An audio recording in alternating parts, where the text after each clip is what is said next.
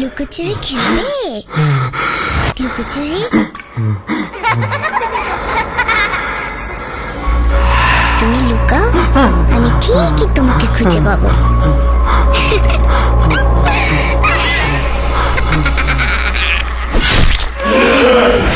ভূত.com with Russell. Welcome back. আপনাদের সবাইকে স্বাগত জানাচ্ছি আমি রাসেল। আশা করছি আপনারা সবাই ভালো আছেন এবং ভালোর তলে আছেন। আমিও ভালো আছি, ভালোর তলে আছি। আরও একটা নতুন এপিসোড নিয়ে হাজির হয়ে গেলাম আপনাদের সামনে। আমি জানি যে বৃহস্পতিবার রাত আমাদের সবার জন্যই অনেক বেশি স্পেশাল, আর এই স্পেশাল রাতটাকে আরও বেশি স্পেশাল করার জন্যই দারুণ কিছু ঘটনা নিয়ে হাজির হয়েছে আজকে। আমার মনে হয় যে ঘটনাগুলো আপনাদের ভালো লাগবে। চলুন শুরু করা যাক।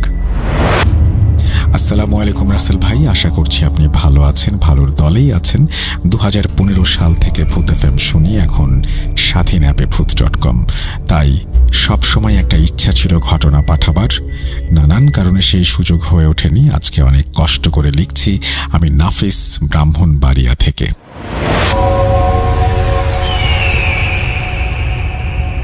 সালটা 2015। নতুন বাসায় উঠেছি। বাসাটি ছিল দোতলা, ছাদে একটি রুম। মূলত ছাদের রুমে একজন মহিলা তার 2 সন্তান নিয়ে বাস করতেন। অনেকদিন আগে তারা চলে গিয়েছেন। কেন গিয়েছেন কেউ জানে না। আমার বাসার 2য় তলায় আমরা উঠি। বাসায় উঠে আমরা আমাদের সকল আসবাবপত্র গুছিয়ে নিই। সমস্ত কিছু একদম গুছাতে গুছাতে এশার নামাজের আজান দিয়ে দেয়। নামাজ আদায় করে আমি এবং আমার ভাই ছাদে হালকা বাতাস খেতে গেলাম। ছাদে যাওয়ার সাথে সাথে একটা জিনিস খেয়াল করলাম, বিল্ডিংয়ের পেছন দিয়ে একটি কৃষ্ণচূড়া গাছ ছাদের ওপর দিয়ে তার ডালপালা এবং পাতা ছড়িয়ে দিয়েছে। আর চাঁদের আলোয় কি সুন্দরই না লাগছে। প্রকৃতির এই দৃশ্য দেখে আর কথা বলতে বলতে কখন যে 9টা বেজে গেছে বুঝতেই পারিনি। বাসায় গিয়ে খাওয়া দাওয়া শেষ করে আমি, আমার ভাই দুজন মিলে রাত 12টা পর্যন্ত কথা বললাম, গেম খেললাম। রাত আনুমানিক 1:30টায় আমার ঘুম ভাঙলো। খেয়াল করলাম ছাদে কেউ একজন হাঁটছে। ভাবলাম এত রাতে ছাদে কে হাঁটবে? মনের ভুল ভেবে ঘুমিয়ে পড়লাম। সকাল হতেই শুনতে পেলাম আমার ভাই মাকে বলছে রাতে ছাদে হাঁটতে গিয়েছিলেন কিনা তিনি। মা বললেন, না তো, হাঁটতে যাব কেন, তা আবার ছাদে কি বলিস সব? আমি তখন গিয়ে বললাম, কি হয়েছে? আমার ভাই আমাকে যা বলল তা ছিল অনেকটা এরকম, আমি যখন ঘুমিয়েছিলাম তখন ছাদে কারো হাঁটা চলার শব্দ পেয়েছে। বেশি রাত হওয়াতে সকালে উঠে জিজ্ঞেস করবে ভেবেছিল। আমি বললাম, আমি যাইনি, আমি হাঁটার শব্দ শুনেছি, ভাবলাম আজ না হয় গিয়ে দেখব। রাত 2টা, আবার আমার ঘুম ভাঙলো হাঁটার শব্দে। ভাবলাম গিয়ে দেখে আসি কে হাঁটছে ছাদে। যেই ভাবা সেই কাজ। ফোনের লাইট নিয়ে ছাদে চলে গেলাম। ছাদে যাওয়ার সাথে সাথে দেখলাম একটা কালো ছায়া নিমেষে হাওয়ায় মিলিয়ে গেল। বুকটা কেঁপে উঠল। আমি তাড়াতাড়ি বাসায় চলে আসলাম। সকাল হতেই আমি বাসার সবাইকে কথাটি বলি, কিন্তু কেউ বিশ্বাস করতে চায় না। আমি আমার ভাইকে বলি, তাহলে ঠিক আছে আমাদের ছাদের রুমে রাতটা কাটাই, দেখি কিছু হয় কিনা। বাসার দারোয়ান আঙ্কেলের কাছ থেকে আমরা ছাদের রুমের চাবি নিয়ে আসি। 2 রাত সজাগ থেকে রাত 2টা বেজে যায়, অথচ আমাদের কিছুই হয় না। যেই না চোখ ঘুমে বন্ধ হয়ে আসছে তখনই রুমের দরজায় কে যেন টোকা দিচ্ছে অনুভব করলাম। দরজা খুললাম, কেউ নেই। আবার লাগিয়ে দিলাম। কিছুক্ষণ পর আবার সেই একই কাণ্ড, তবে এবার মনে হচ্ছে কেউ দরজায় ঢিল জাতীয় কিছু একটা ছুটছে। দরজা খুললাম, কেউ নেই। কিছুক্ষণ এই কাণ্ড চলল। মনে হচ্ছে দরজাটা কেউ ইচ্ছে করে এরকম করছে। পরদিন রাতে এসব হাঁটার শব্দ আর শুনতে পাইনি। মনের ভুল ভেবে অথবা বেশি রাত সজাগ থাকার কারণে সমস্ত ভুল শুনেছি মনে করে বিষয়টা ভুলে যাই। একদিন রাতে আমার পানির পিপাসা লাগে। আমি আমার রুম থেকে বের হই পানি খাওয়ার জন্য।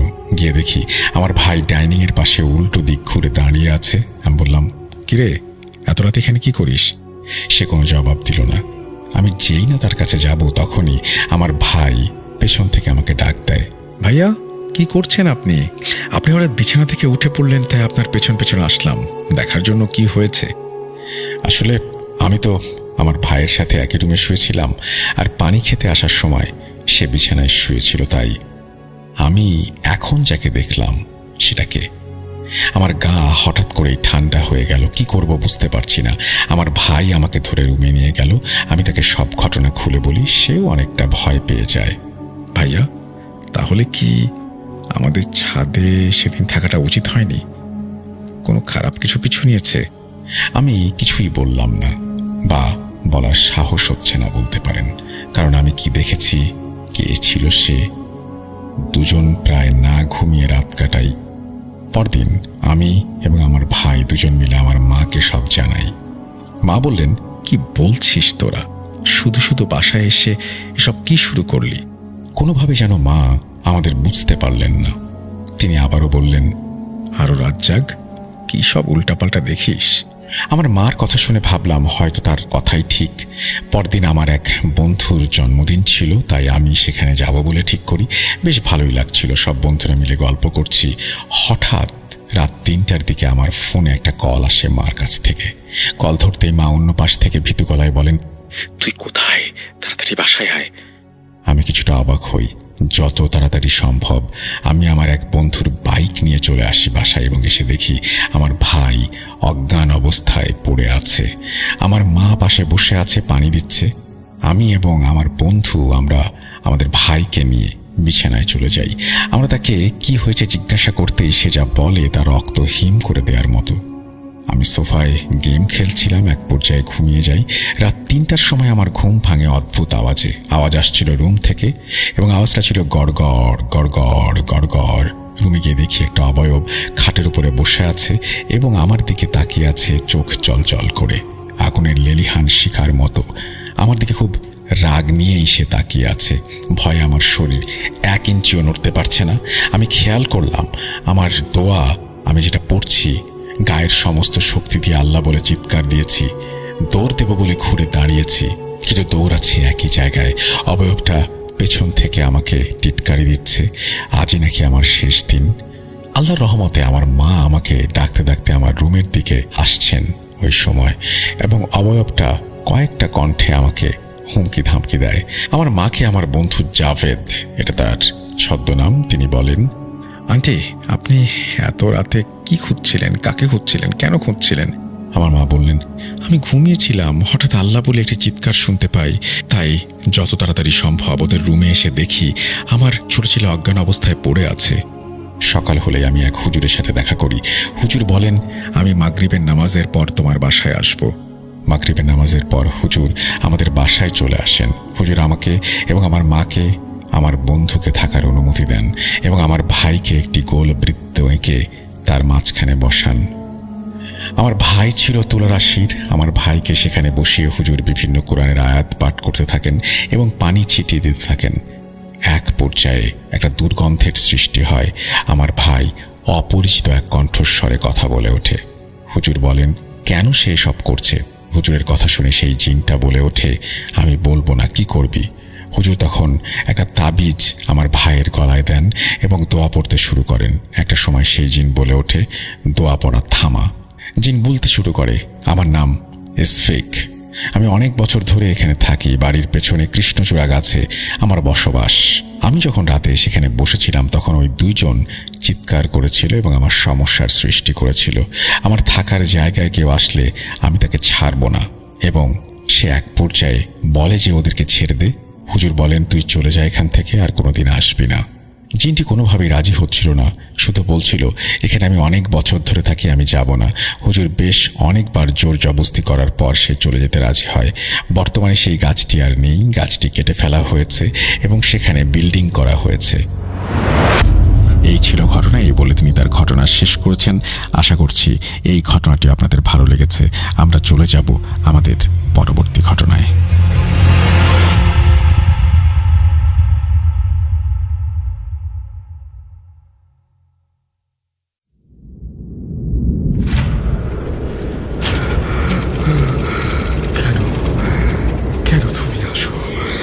আমি শুধু তোমার সাথেই থাকতে চাই।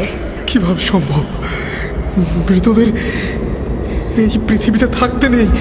তুমি তুমি চলে যাও, চলে যাও, প্লিজ চলে যাও। সবটাই কি ইলুশন, নাকি অন্য জগতের কেউ কখনো হাজির হয়ে যায় চোখের পলকে? Bhoot.com with Russell. Welcome back.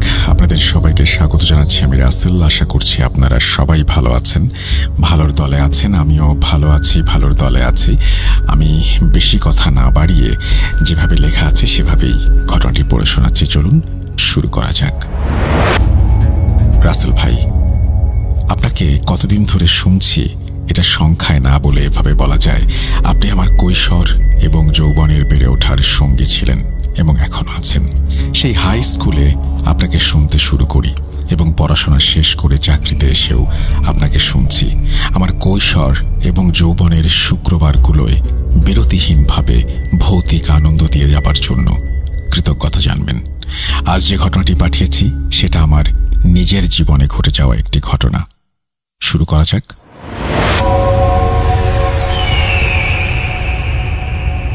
বছর 10 আগের কথা। বার্ষিক পরীক্ষা শেষ, হাতে অঢেল সময়। সারাদিন পাড়ায় পাড়ায় টোঁটো করে ঘুরে বেড়াই। বিকেলগুলোয় হয় ফুটবল নয়তো গল্পের বইয়ে ডুবে থাকি। একদিন রাতে খুব মন দিয়ে 3 গোয়েন্দা পড়ছি। রহস্যের তীব্রতায় দম বন্ধ হয়ে আসছে। এমন সময় পিসিমণির ফোন কল। ভালো মন্দ জিজ্ঞেস করে বললেন, পরীক্ষা তো শেষ, এবার কদিনের জন্য বেড়াতে আসছিস না কেন? তোর বাবাকে বলে দিচ্ছি দ্রুত চলে আয়। খুশিতে মনটা নেচে উঠল। একটু আগেও যেখানে 3 গোয়েন্দার সাথে রহস্য সমাধানে ব্যস্ত ছিলাম, এখন সেখানে মনই বসছে না। মনে তখন প্রথমবারের মতো একা বেড়াতে যাওয়ার উত্তেজনা। রাতে মনে হয় একচোট স্বপ্নও দেখে ফেলেছিলাম। তারপর এলো কাঙ্ক্ষিত সেই দিন। পিসির বাড়ি পৌঁছে স্নান করে কবজি ডুবিয়ে খাওয়া দাওয়া করলাম। পিসিমণি কাছে বসে কড়া নজর রাখলেন আমার আদর যত্নের যেন কোনো ত্রুটি না হয়। বিকেলে ভাই বোনদের সাথে ঘুরতে গেলাম। জানুয়ারি মাস, বেশ শীত পড়েছে। শীত শীত আবহে গ্রামীণ জনপদ, নদীর কোল ঘেঁষে বসা বাজার আর খাওয়া দাওয়া করে ফিরতে ফিরতে সন্ধে হয়ে গেল। রাতের খাবারের পর পিসিমণি বললেন, তুই সাগরের কাছে শুবি। একা শুতে যদি ভয় লাগে তাই ওর ঘরেই বিছানা ঠিক করে দিয়েছি। লক্ষ্মী ছেলের মতো মাথা নেড়ে সায় দিলাম। একা একা শুতে আমারও অস্বস্তি লাগতো, তার চেয়ে বরং এটাই ভালো। সাগর হচ্ছে পিসির বড় জায়ের ছেলে, আমার বছর 3 ছোট। কিছুক্ষণ এটা সেটা নিয়ে গল্প করল, তারপর গভীর ঘুম। এদিকে লেপ মুড়ি দিয়ে কিছুক্ষণ এপাশ ওপাশ করে দেখি ঘুম আসছে না, অথচ সারাদিনের ক্লান্তিতে এর উল্টোটাই হওয়ার কথা। রাত বাড়ছে, টিনের চালে শিশির পড়ার টুপটুপ শব্দ শুনছি। মনে মনে 1 থেকে 100 পর্যন্ত উল্টোভাবে গুনলাম। ঘুম নেই। চোখ বন্ধ করে রইলাম, তাও ঘুম নেই। বেশ কিছুক্ষণ পর একটু তন্দ্রা মতো এসেছিল। একটা ঝুম শব্দে ঘুম ভেঙে গেল। কান পেতে শব্দটা শুনলাম আবার। ঝুম ঝুম ঝুম, নুপুরের শব্দ। একটা নির্দিষ্ট বিরতিতে নুপুর পায়ে কেউ হাঁটছে। ঝুম ঝুম ঝুম, খুব সন্তর্পণে। শব্দটা প্রথমে দূরে ছিল, সম্ভবত পাশের ঘরের শেষ মাথায়। খেয়াল করলাম ছন্দে ছন্দে পা ফেলে নুপুর পায়ের মানুষটা আমি যে ঘরে শুয়েছি সেদিকেই আসছে। কোনো তাড়া নেই, প্রতিটি পদক্ষেপ যেন গুনে গুনে ফেলছে। ঝুম ঝুম।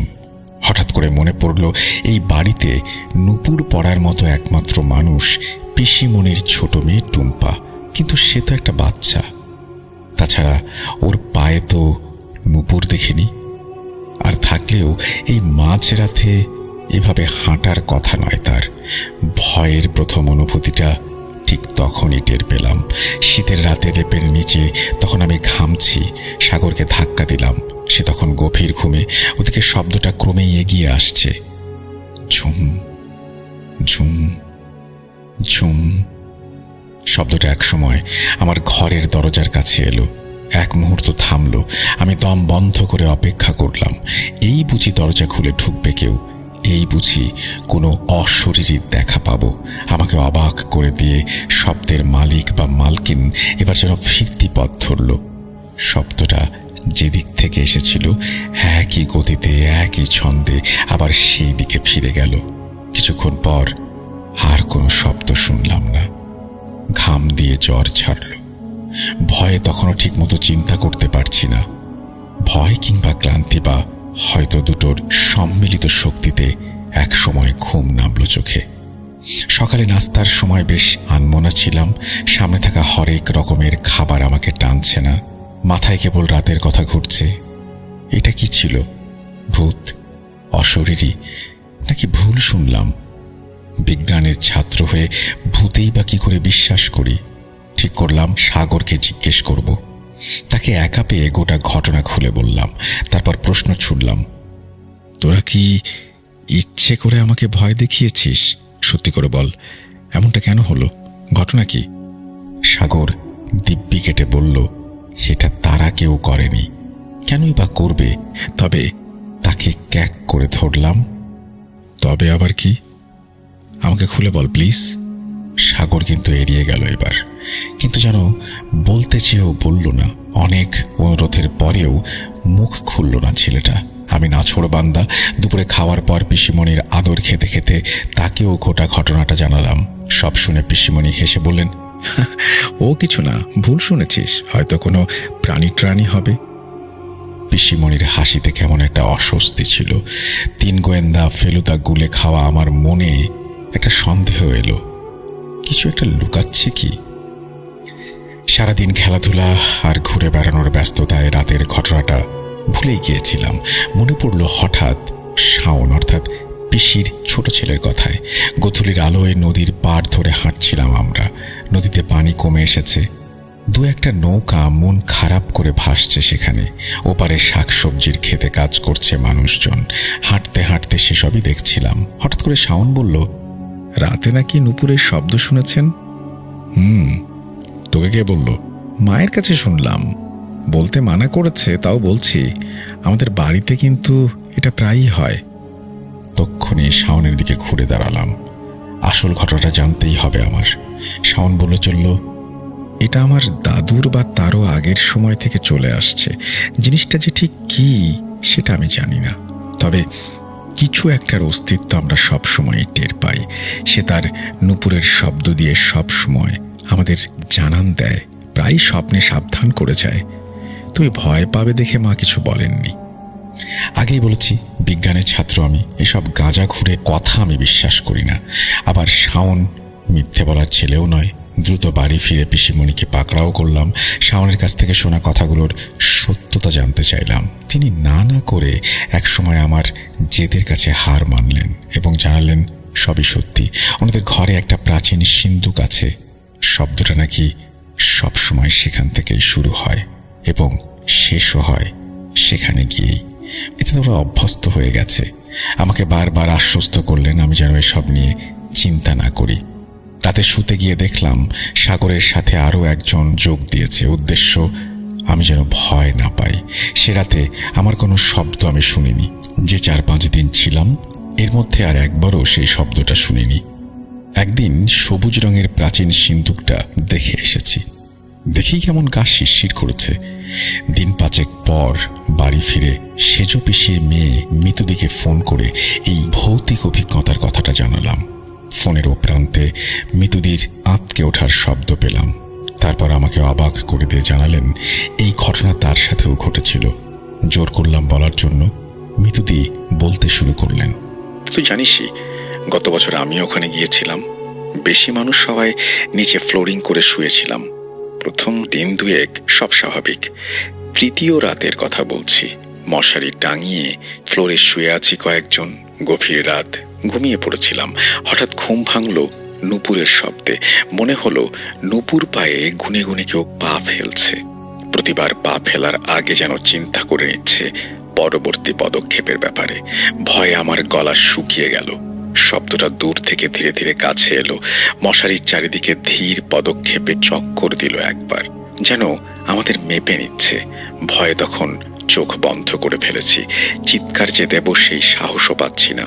সব শক্তি একত্র করে যখন চিৎকার দেব ঠিক করেছি তখন শব্দটা হাওয়ায় মিলিয়ে গেল।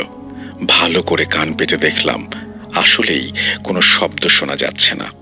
পরদিন মিষ্টিমণিকে অর্থাৎ পিসিমণিকে জিজ্ঞেস করায় তিনি কিছুই বলতে চাননি, উল্টো হেসে উড়িয়ে দিয়েছেন। পরে পাশের বাড়ির এক মেয়ের কাছে আসল ঘটনা জানলাম। এদের বাড়িতে সত্যি কিছু একটা আছে।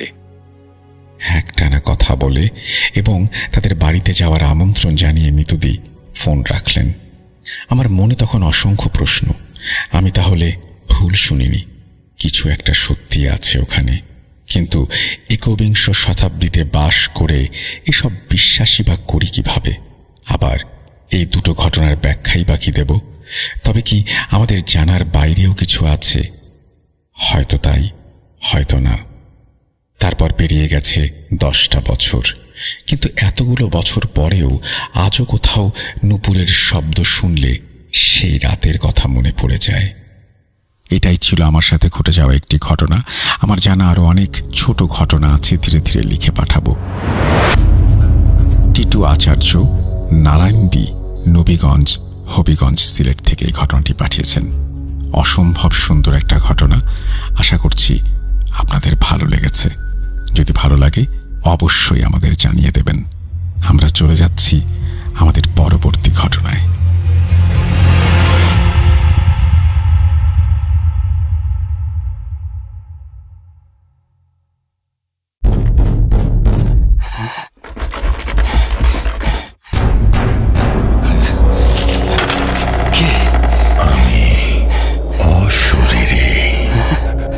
দেখতে পাবে না কবু, এত কাল ধরে শুনছো, শুনতে কি পাও না তবু? Voot.com, The Fear Returns with Russell. Welcome back. আপনাদের সবাইকে স্বাগত জানাচ্ছি আমি রাসেল। আশা করছি আপনারা সবাই ভালো আছেন, ভালোর তলে আছেন। আমিও ভালো আছি, ভালোর তলে আছি। যেভাবে লেখা আছে আমি সেভাবেই শুরু করছি আজকের ঘটনা। আসসালামু আলাইকুম, আমি আয়মান, লিখছি ঢাকা কেরানীগঞ্জ থেকে। তারপরে তিনি তার মোবাইল নাম্বার শেয়ার করেছেন, যেটা আমি পড়ছি না। এরপর তিনি লিখছেন, অনেক শ্রোতাই হয়তো ভেবেছেন পূর্বে দেয়া দুটো ঘটনার মধ্যেই আমার প্যারানরমাল জীবনের ইতি ঘটেছে। তবে আসলে আমি সমাপ্ত করেছি কেবল আমার জীবনের প্যারানরমাল ধারাটিকে শুরু এবং শেষ দেখিয়ে। বেশিরভাগ উল্লেখযোগ্য ঘটনাগুলো এখনো আমার কাছেই রয়ে গেছে। এর পেছনের মূল কারণ হলো আমি মানুষের অনুভূতিকে ভীষণভাবে গুরুত্ব দেওয়ার চেষ্টা করি। ভাবুন তো, যদি আমি এমনভাবে উপস্থাপন করতাম যেন পরবর্তী পার্টির জন্য শ্রোতাদের মধ্যে প্রবল আগ্রহ তৈরি হতো, তখন সেই আগ্রহ আমি কিভাবে উপেক্ষা করতাম? ঠিক এই ভাবনা থেকেই আমার উপস্থাপনা এমন ছিল যেন শ্রোতাদের আগ্রহটুকু কেবল উপস্থাপিত ঘটনা পর্যন্তই সীমাবদ্ধ থাকে। আগ্রহ যেন এর বাইরে না যায়, কারণ বাকি ঘটনাগুলো পরে সময় সুযোগ বুঝে শেয়ার করব, সেটাই ছিল ভাবনা। সেটা সম্পূর্ণই আমার নিজস্ব ইচ্ছার উপর নির্ভরশীল। মূল ঘটনায় যাওয়ার আগে আমার নিজের দুটি স্বভাব বা বৈশিষ্ট্য আপনাদের জানাতে চাই। আমার মনে হয় এ দুটি বিষয় আপনাদের জানা থাকলে আমার চিন্তা ভাবনা এবং কাজের পদ্ধতি বুঝতে সুবিধা হবে। প্রথমত, আমি অতীতের কোনো কাজ বা সিদ্ধান্তের জন্য কখনোই অনুশোচনা করি না, বরং আমি বর্তমানে কি করেছি বা আমার পক্ষে এই মুহূর্তে কি করা সম্ভব সেটাই মুখ্য বিষয়। আমার কাছে বর্তমানের কাজ এবং সম্ভাবনাই সবচেয়ে গুরুত্বপূর্ণ। দ্বিতীয়ত, যে কোনো সমস্যা তা যত জটিলই হোক না কেন, আমি সেটিকে সম্পূর্ণভাবে, যথাযথভাবে, সহজভাবে গ্রহণ করার একটি সরল সমাধান খুঁজে বের করার চেষ্টা করি। আমি কখনোই কোনো সমস্যাকে আরও জটিল করে তুলতে পছন্দ করি না। সম্ভব হলে সমস্যার সমাধান করব, নতুবা এড়িয়ে যাব, কিন্তু জটিল করব না। এটাই আমার দর্শন। আসুন এখন ঘটনায় যাই।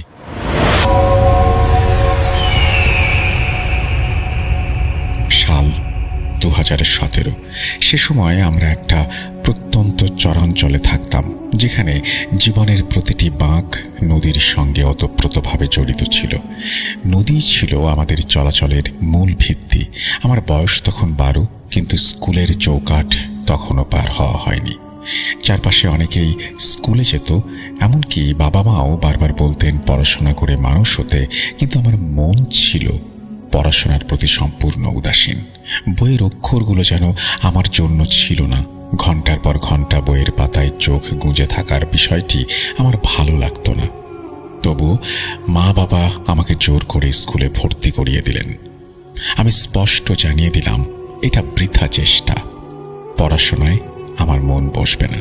বরং আমি বলেছিলাম যদি আমাকে পড়াতেই চান তাহলে মাদ্রাসায় দিন, সেখানে এক ভিন্ন ধরনের প্রশান্তি আছে যা আমার ভালো লাগে। এই টানাপোড়েনের মধ্যেই জীবনে প্রথম সেই অদ্ভুত ঘটনা ঘটল। একদিন বাজার করে বাড়ি ফেরার পথে সাঁকো পার হচ্ছিলাম। নিচে বর্ষার টইটুম্বর নদী বয়ে চলেছে। হঠাৎ চোখে পড়ল এক অদ্ভুত সুন্দর কবুতর, নীলচে রঙের ব্লুবার ফ্যান্টল নদীতে ডুবে যাচ্ছে। ওর চোখ দুটো যেন অসহায়ভাবে আমার দিকেই তাকিয়েছিল, যেন সাহায্য চাইছে। কিন্তু আমি নিজেই সাঁতার জানতাম না, কি করব কিছুই মাথায় আসছিল না। আচমকা মনে পড়ল সামান্য দূরেই একটি কলা গাছের ঝাড় আছে। ছুটে গেলাম, একটা কলা গাছ কেটে নদীতে ঠেলে দিলাম, আর আমি কলা গাছটি ধরে কোনো মতে পাখিটাকে তীরে আনলাম। পাখিটাকে ছেড়ে দিতেই কিছুটা কেঁপে ডানা মেলে উড়ে গেল। আমি তখন ভেবেছিলাম এটাই শেষ দেখা, কিন্তু রাতে এক অবাক করা ঘটনা ঘটল। সেই রাতের নিস্তব্ধ উঠোনে হঠাৎ দেখি সেই পাখিটা হাঁটছে আমাদের বাড়ির আঙিনায়। এমন নয় যে আমাদের বাড়ি নদী থেকে খুব কাছে, মোটামুটি 6 কিলোমিটার দূরত্ব। আর ফ্যান্টল কবুতর এমনিতেও বেশি উঠতে পারে না। কিভাবে সে এত দূরে এলো? তার চেয়ে বড় প্রশ্ন, কিভাবে সে আমাদের বাড়ি চিনল? এরপর থেকে কবুতরটা যেন আমারই হয়ে গেল। আমি ওর নাম রাখলাম নুরাজা। নাম ধরে ডাকলেই সে যেখানেই থাকুক না কেন উড়ে এসে আমার কাঁধে বসত। আশ্চর্যজনকভাবে আমি কবুতরটাকে কখনো খাঁচায় রাখিনি, ছেড়েও দিয়েছি একাধিকবার, কিন্তু কবুতরটি যেত না, আমার আশেপাশেই থাকতো সারাদিন। একদিন ঘুড়ি উড়াচ্ছিলাম, হঠাৎ প্রচণ্ড হাওয়ায় আমার ঘুড়িটা ছিঁড়ে জঙ্গলের ভেতরে পড়ে গেল। দৌড়ে আমি সেই জঙ্গলে ঢুকলাম। তখনই ঘটল একটা অদ্ভুত ঘটনা। নুরাজা হঠাৎ আমার লুঙ্গিতে ঠোঁট দিয়ে কামড়ে ধরে আমাকে পেছনের দিকে টানতে লাগলো। বারবার সরিয়ে দিচ্ছিলাম, তবুও সে থামল না। বাধ্য হয়ে বাড়িতে ফিরে এলাম। সেদিন কিছুক্ষণ পরেই পাশের বাড়ির কাকির চিৎকার শুনলাম। তার ছেলে যে একটু আগেও ঘুড়ি উড়াচ্ছিল, এখন তাকে পাওয়া যাচ্ছে না। আমরা সবাই তাকে খুঁজতে বের হলাম। সেই জঙ্গলেই অবশেষে তাকে পাওয়া গেল। মাটির মধ্যে মাথা গোঁজা মরদেহ। আমার হাত পা ঠান্ডা হয়ে এলো। আমি স্পষ্ট বুঝতে পারলাম নুরাজা আমাকে সেই পথ থেকে ফিরিয়ে আনলো, আর না আনলে আমি আজ তার জায়গায় থাকতাম। এই ঘটনার কিছুদিন পর আমি একদিন ঘুম থেকে উঠে বিছানা গুছাতে দেখি বালিশের নিচে একটা চিঠি রাখা। হাত কাঁপছিল আমার। চিঠিতে লেখা ছিল, আমি তোমার সহানুভূতিতে খুবই খুশি হয়েছি। আমার কোনোদিনও তোমার কাছ থেকে যাওয়ার ইচ্ছা ছিল না। তোমার মা বাবা আমাকে বাড়ি থেকে বিক্রি করে দেওয়ার কারণে আমাকে নিজ দেশে যেতে বাধ্য হতে হয়েছে। সময় হলে আমি তোমাকে একটা জিনিস দেব যা তোমার যোগ্যতা নির্ধারণ করবে, তুমি পাবে কিনা। ইতি, তোমার নুরাজা।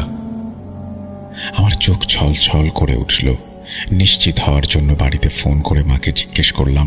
মা স্পষ্টভাবে বললেন, হ্যাঁ, পাশের বাড়ির আজিজুলের কাছে 3000 টাকায় বিক্রি করে দিয়েছি, তবে সকাল থেকে কবুতরটার চোখে পড়ছে না। যাকে আমি এতদিন পাখি ভেবেছি, সে আসলে কি ছিল? আমার জীবন নদীকেন্দ্রিক হওয়ায় ঈদের সময়গুলো আমরা নানা বাড়িতে কাটাতাম। চাঁদ রাতে তখন প্রবল বর্ষা ছিল। নৌকা দিয়ে আমরা সবাই নানা বাড়ি যাচ্ছিলাম। আমি বায়না করলাম নৌকার মাথায় বসবো। কেউ অনুমতি দিল না, কারণ আমি সাঁতার জানতাম না। অবশেষে অভিমান করে নিজের ইচ্ছায় জোর করে নৌকার মাথায় বসলাম। একটু পরেই হোঁচট খেয়ে পড়ে গেলাম নদীতে। পানির গভীরে ডুবে যাওয়ার সময় মনে হচ্ছিল এখনই মারা যাব। চারিদিকে অন্ধকার, ঠান্ডা পানিতে দেহ কাঁপছে, চোখ বন্ধ হয়ে এলো। 40 মিনিট অনুসন্ধানের পর সবাই আমাকে মারা গেছে ভেবে হতাশ হয়ে খোঁজা বন্ধ করে দিল। হঠাৎ আমার বাবা চিৎকার করে উঠলেন, নৌকার নিচে আমি আটকে আছি, কিন্তু নিঃসন্দেহে জীবিত। টেনে তুললেন আমাকে। আমি তখনও নিস্তব্ধ, সবাই হতভম্ব। এত সময় পানির নিচে আমি কিভাবে বেঁচেছিলাম? সত্যি বলতে এ সম্পর্কে আমি নিজেও জানতাম না। আমার মনে হচ্ছিল যেন বাবার ডাকে আমি এইমাত্র ঘুম থেকে উঠেছি। এর বছর দুয়েক পর যখন আমি হিপসোর শেষ পর্যায়ে হঠাৎ প্রচণ্ড অসুস্থ হয়ে পড়লাম, যখন ধীরে ধীরে সুস্থ হচ্ছিলাম, আমি সহ সবাই লক্ষ্য করলাম আমার চুলের রং বদলাচ্ছে, কালো থেকে নীলচে কালোতে।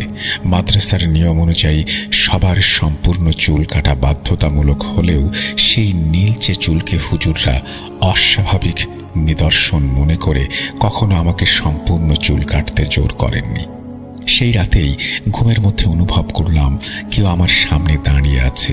চোখ মেলতেই দেখি এক অচেনা যুবক, গায়ে নীল পাঞ্জাবি, মাথায় পাগড়ি, চুল নীলাভ, চোখ সবুজ।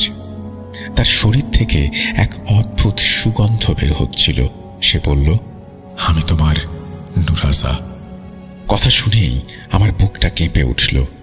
আবেগে এগিয়ে গিয়ে জড়িয়ে ধরলাম। সে বলল, তুমি নৌকা থেকে পড়ে যাবার পর আমি যথাস্থানে দ্রুত গিয়ে তোমাকে কোলে তুলে নিলাম এবং আমার হাতের মাধ্যমে তোমার মাথায় একটি নীল রেখা এঁকে দিলাম। সেই রেখাই তোমাকে ঘুমন্ত অবস্থায় পানির নিচে বাঁচিয়ে রেখেছিল। ওটাই ছিল তোমাকে দেয়া আমার উপহার। তুমি তা পেয়েছ কারণ তুমি তার যোগ্য। তবে মনে রাখবে, যখন থেকে তোমার চুল নীলচে কালো হবে সেই থেকে আর কখনো সম্পূর্ণ চুল কাটলে এই উপহার তুমি হারিয়ে ফেলবে।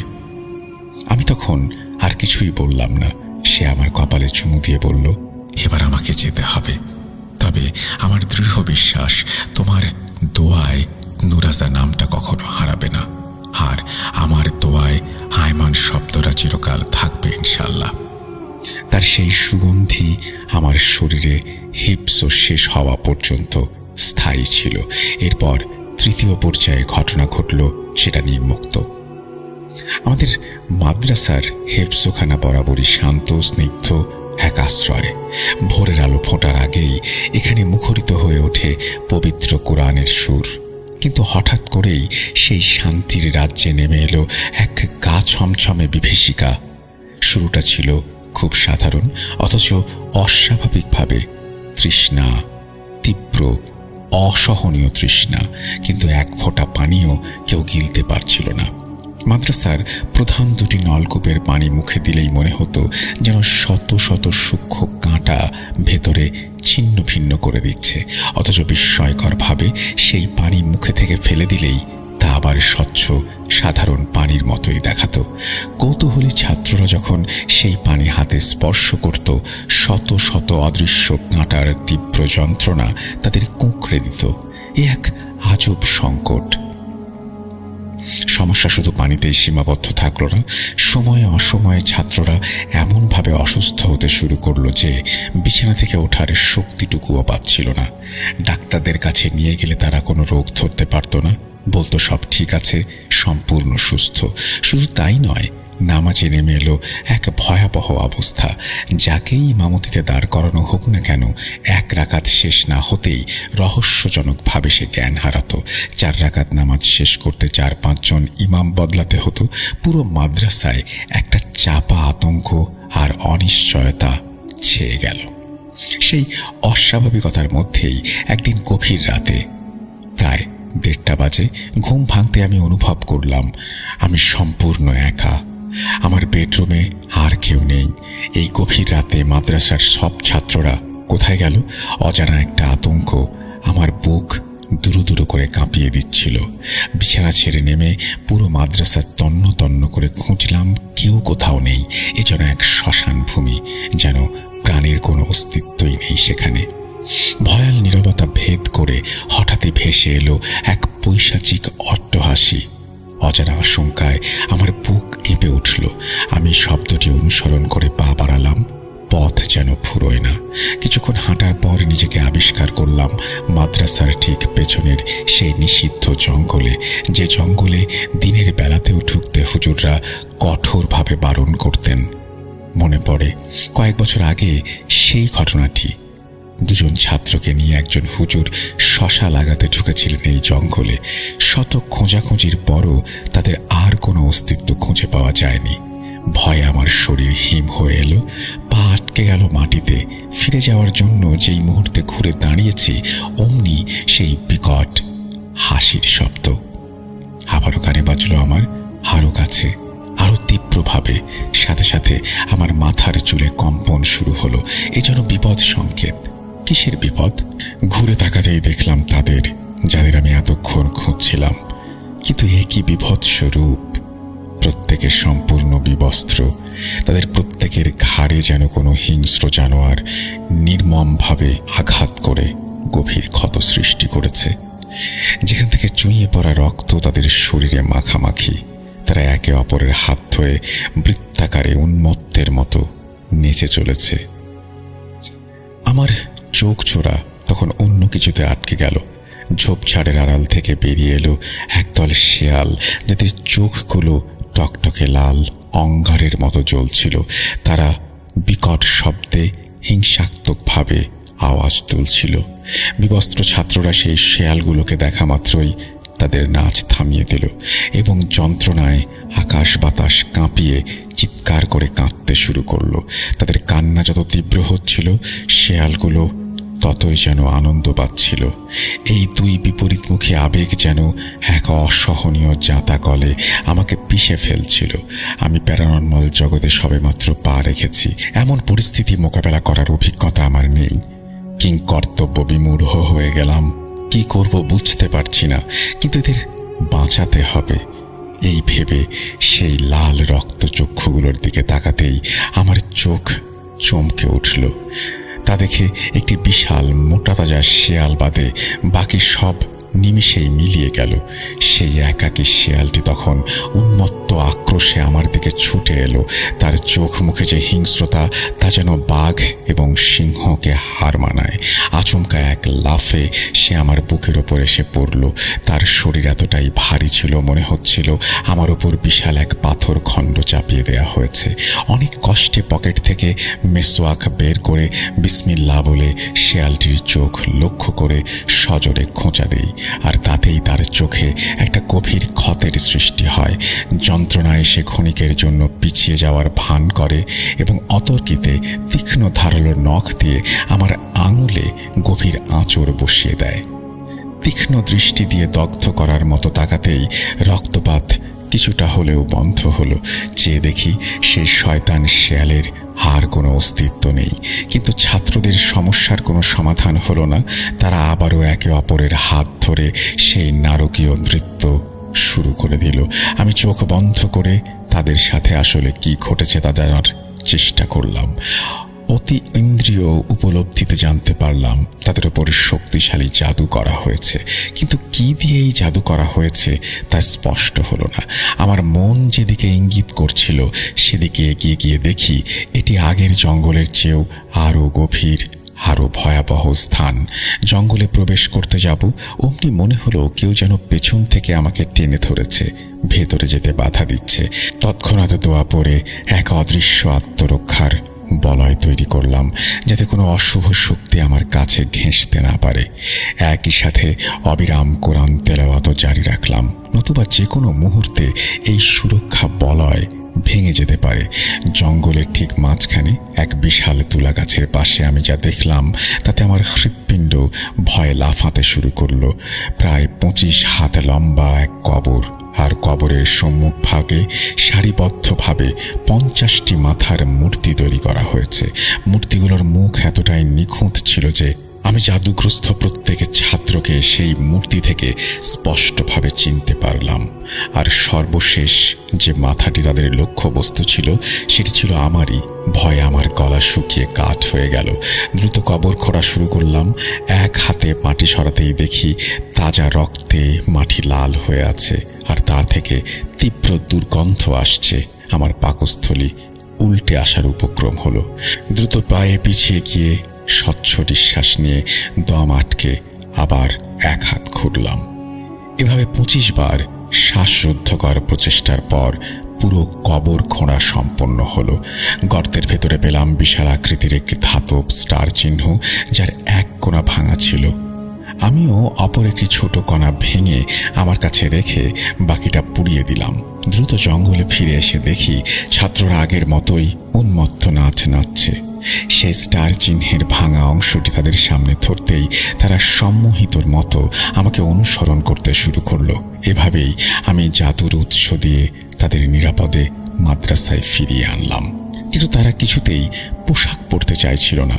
যার কাছে এই পোশাক দিচ্ছিলাম সেই তা দূরে ফেলে দিচ্ছিল। আমি বুঝতে পারলাম মূল সমস্যার সমাধান এখনো হয়নি।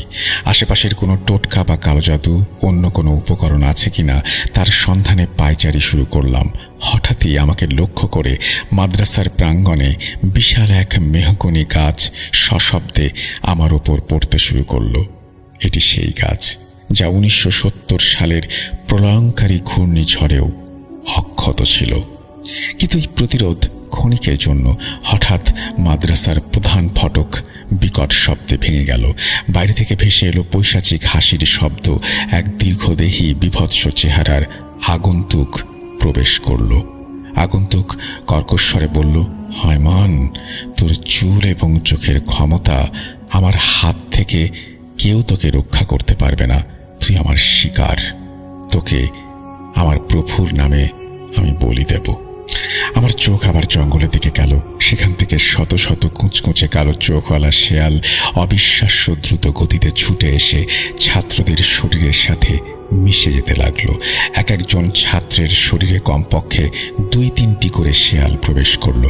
পর মুহূর্তেই দেখলাম সবাই আমার দিকে ক্ষুধার্ত হিংস্র জানোয়ারের মতো তাকিয়ে আছে, যেন এক্ষুনি আমাকে সবাই মিলে একসাথে চিবিয়ে চূর্ণ বিচূর্ণ করে ফেলবে। এখন শুধু নিজেকে বাঁচানোর প্রশ্ন নয়, এই ছাত্রদেরকেও বাঁচাতে হবে, নইলে কালো জাদু নষ্ট করার আক্রোশের শয়তানরা তাদের হত্যা করে ফেলতে পারে। ঝাড়ফুঁক করারও কোনো সুযোগ নেই, কারণ এখানে 1-2 জন নয়, একেবারে 40 জন আক্রান্ত। হঠাৎই আমার চুলগুলো বিপদ সংকেতে কেঁপে উঠল।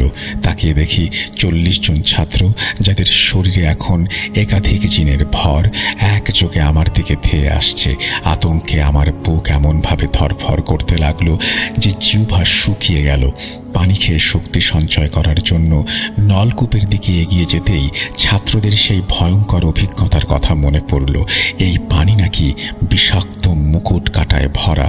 এতদিন পড়াশোনার চাপে এই বিষয়টি নিয়ে গভীরভাবে ভাবার সুযোগ পাইনি, কিন্তু তখন আমার মনে তীব্র কৌতূহল জাগলো, কেন এই পানি মুখে দিলেই বিষাক্ত কাঁটার মতো অনুভূতি হয়?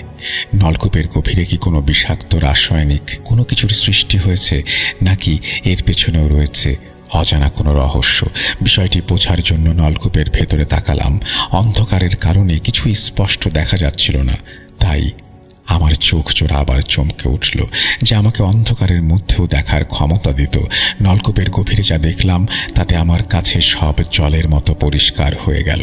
সেই স্টার চিহ্নের ভাঙা অংশটি, এটি ছিল সেই জাদুর মূলবান যা পানির উৎসকে বিষাক্ত করে রেখেছিল, এবং ছাত্রদের শরীরেও এর প্রভাব ছিল। পরবর্তী করণীয় স্থির করে ফেললাম। দ্রুত নলকূপের সাথে একটি মোটর সংযোগ করলাম। এরপর যেই আমার সামনে আসতে লাগলো, তার শরীরেই পাম্পের সাহায্যে সেই নলকূপের বিষাক্ত পানি ছিটিয়ে দিতে শুরু করলাম। আর যার শরীরে সেই পানি স্পর্শ করলো, সেই তীব্র চিৎকার করে মাটিতে লুটিয়ে পড়ল। এ যেন কাঁটা দিয়ে কাঁটা তোলার মতো। জিনের প্রভাব ধীরে ধীরে কেটে যাচ্ছিল। শেষের জিনটি পালানোর আগেই আমি তাকে আমার দৃষ্টি দিয়ে ক্যাপচার করে ফেললাম, কিন্তু সে কিছুতেই নলকূপ থেকে সেই জাদু বা বান ওঠাতে রাজি হচ্ছিল না। অগত্যা তার শরীরে পানি ছেটানোতেই সে যন্ত্রণায় ছটফট করতে শুরু করলো এবং রাজি হলো। কিন্তু কিছুক্ষণ পরেই সে আবার অস্বীকার করলো, কারণ সে বান তুলতে নলকূপে হাত দিলেই তার হাতেও সে অদৃশ্য কাঁটা বিদ্ধ হবে। এক পর্যায়ে বাধ্য হয়ে আমার মাথার একটি চুল ছিঁড়ে তার কুকুরের পায়ের মতো দেখতে হাতে বেঁধে দিলাম, এবং তার অন্য হাতটি শক্ত করে ধরে রাখলাম যাতে সে পালিয়ে না যায়।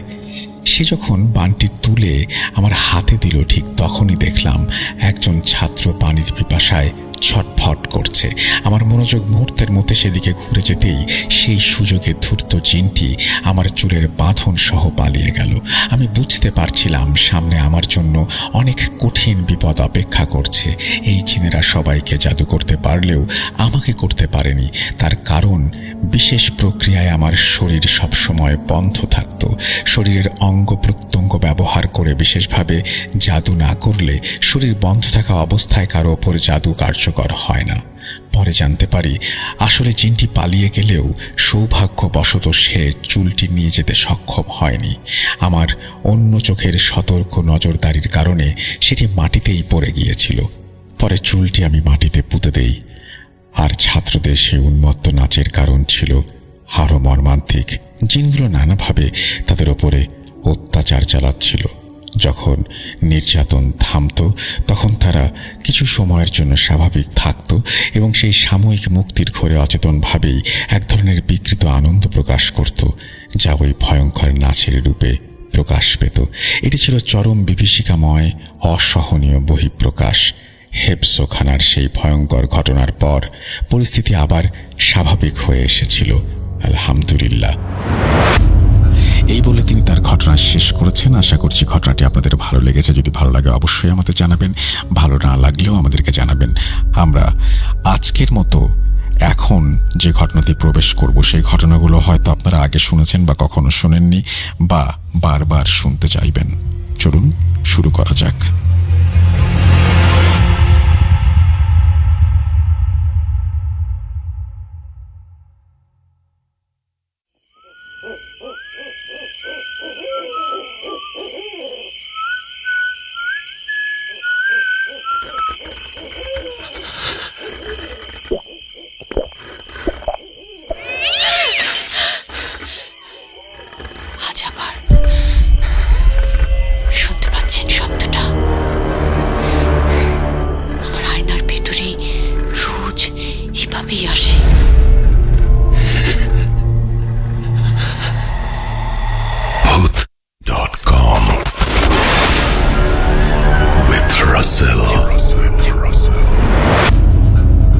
Welcome back.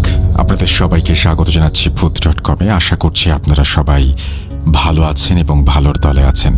226তম এপিসোডে আপনাদের সবাইকে আরও একবার আমন্ত্রণ। আশা করছি আজকের এপিসোডটি প্রথম থেকে শেষ পর্যন্ত আপনারা শুনবেন এবং ভালো লাগবে আপনাদের, কারণ আমাদের এই এপিসোডটি সাজানো হয়েছে কিছু স্পেশাল ঘটনা দিয়ে, যে ঘটনাগুলো আপনাদের ভালো লাগাটাই স্বাভাবিক। আমাদের ইমেল অ্যাড্রেস russell.booth.com@gmail.com। আপনার নাম, ঠিকানা এবং ফোন নাম্বার সহ আপনার জীবনে ঘটে যাওয়া বা আপনার জানা সেরা ঘটনা লিখে পাঠিয়ে দিন আমাদের কাছে। ঘটনার শুরুতে অবশ্যই উল্লেখ করুন ঘটনাটি আপনি স্টুডিওতে এসে শেয়ার করতে চান নাকি আপনি চান আপনার ঘটনা আমরা পড়ে শোনাই। যারা দেশের বাইরে রয়েছেন তারা সরাসরি অডিও ক্লিপ পাঠাতে পারেন বা লিখেও পাঠাতে পারেন ঘটনা। এটা কমপ্লিটলি আপনার ব্যাপার, আপনি কিভাবে পাঠাবেন। আর আমাদের আজকের এই এপিসোডটিতে যেমন কিছু ইমেল থাকবে ঠিক একইভাবে অডিও ক্লিপও থাকবে। আমাদের ফেসবুক পেজে যেতে ভুলবেন না, www.facebook.com/russell.স্বাধীন, এবং আমাদের একই সাথে ইউটিউব চ্যানেল rjrussellbooth.com, সেখানে গিয়েও কিন্তু আপনারা সাবস্ক্রাইব করতে পারেন এবং সমস্ত আপডেট পেয়ে যেতে পারেন যখন তখন। আর প্রতি শুক্রবার রাত 11:59 আমরা ফিরে আসি স্বাধীন মিউজিক অ্যাপে শুধুমাত্র আপনার জন্য। আপনার ঘটনা পাঠান। সামনে ঈদুল আজহা এবং ঈদুল আজহার প্রস্তুতি চলছে। আমরা চাচ্ছি দারুণ একটা এপিসোড, শুধু একটা কেন, যদি আপনাদের ঘটনা বেশি পাই তাহলে দারুণ কয়েকটা এপিসোড আপনাদের উপহার দিতে। সুতরাং সেই প্রত্যাশা রেখেই শুরু করতে চাই আমাদের আজকের ভূত.com-এর 226তম এপিসোড, এবং আশা করব আপনারা প্রথম থেকে শেষ পর্যন্ত সঙ্গে থাকবেন। প্রথম যে স্টোরিটি রয়েছে সেই স্টোরিটি আমার খুব পছন্দের একজন মানুষের। তিনি হচ্ছেন জিয়াদ, এবং জিয়াদের স্টোরি দিয়ে শুরু করতে চাই আমাদের আজকের ভূত.com। চলুন শুরু করি তাহলে। যেভাবে লেখা আছে আমি সেভাবেই পড়ছি। এই রহস্যময় পৃথিবীর প্রতিটা রহস্য সম্পর্কে কি আমরা অবগত? প্রশ্নটির উত্তর হচ্ছে না। পৃথিবীতে এমন অনেক রহস্য আছে যে রহস্যগুলোর সম্পর্কে মানুষের কোনো ধারণাই নেই। আচমকা সে রহস্যগুলো মানুষের সামনে হাজির হয়ে যায় এবং মানুষের জীবনকে ধ্বংস করে রেখে চলে যায়। প্রিয় লিসেনার্স, আপনাদের মধ্যে অনেকেই পুকুরে, নদীতে, খালে, বিলে সাঁতার কাটতে, গোসল করতে অথবা মাছ ধরতে অনেক ভালোবাসেন। একটু চিন্তা করে দেখুন, আপনি নদীতে কিংবা পুকুরে গোসল করতে গিয়েছেন অথবা সাঁতার কাটতে গিয়েছেন। একটা সময় আপনি পানির অতল গভীরে ডুব দিয়েছেন। এমন সময় যদি আপনার সামনে হাজির হয়ে যায় ভয়ানক কোনো রহস্য, তখন আপনি কি করবেন? এই কথাগুলো আমি কেন বলছি, একে একে সব কিছু জানতে পারবেন। আসসালামু আলাইকুম রাসেল ভাইয়া এবং আমাদের প্রিয় শ্রোতা বন্ধুরা, আশা করি আল্লাহ তাআলার অশেষ রহমতে সকলেই ভালো আছেন। আমি লাজিম ইয়াসার জিয়াদ আজ আবারও ফিরে আসলাম আপনাদের মাঝে নতুন আরেকটি ঘটনা নিয়ে। শুরুতেই ভাইয়ার কাছে ক্ষমা চেয়ে নিচ্ছি আমার লেখায় অনিচ্ছাকৃত ভুলের জন্য। আজ যে ঘটনাটি আমি আপনাদের বলতে চলেছি, এই ঘটনাটি আমি কিভাবে সংগ্রহ করেছি, শুরুতে আপনাদের সেই বিষয়টি বলা যাক। আমার বেশিরভাগ ঘটনা সংগ্রহের পেছনে আমার পরিবারের বিভিন্ন সদস্যের অনেক অবদান রয়েছে। আমাদের পরিবারের প্রায় সবাই ভূত.কমের অনেক ভক্ত। বিশেষ করে আমার দাদা এবং দাদুমণি, তারা দুজনে ভূত FM এবং ভূত.কমের অনেক ভক্ত। যাই হোক, আজকের এই ঘটনাটি আমাকে সংগ্রহ করতে অনেক সাহায্য করেছে আমার দাদুমণি। দিনটি ছিল পবিত্র ঈদ উল ফিতরের দিন। সেদিন আমাদের বাসায় আমার দাদুমণির বান্ধবী লতা দাদু এবং তার হাজব্যান্ড এসেছিলেন। এমন সময় হঠাৎ আমার দাদু আমাকে ডেকে বললেন, দাদু ভাই, লতার জীবনে খুবই দুঃখজনক একটা ঘটনা আছে। ওর জীবনের ঘটনাটি তুমি ভূত.কমে লিখে পাঠাতে পারো। তুমি লতাকে জিজ্ঞেস করে দেখো। দাদুমণির সব কথা শুনে আমি লতা দাদুকে জিজ্ঞেস করি ঘটনাটি সম্পর্কে। শুরুতে লতা দাদু কিছু বলতে না চাইলেও দাদুমণি এবং আমার জোড়াজুড়িতে বলতে শুরু করেন। তো চলুন এবার চলে যাওয়া যাক মূল ঘটনার গহীনে। বলছেন লতা দাদু।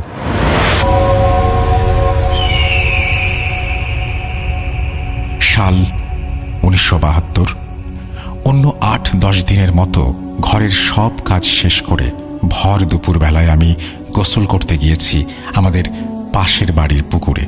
খুব স্বাভাবিকভাবেই আমি গোসল করতে থাকি। একটা সময় আমার মনে হয় একটু ডুব সাঁতার কাটতে। যেমনটা ভেবেছি ঠিক তেমনটাই কাজ।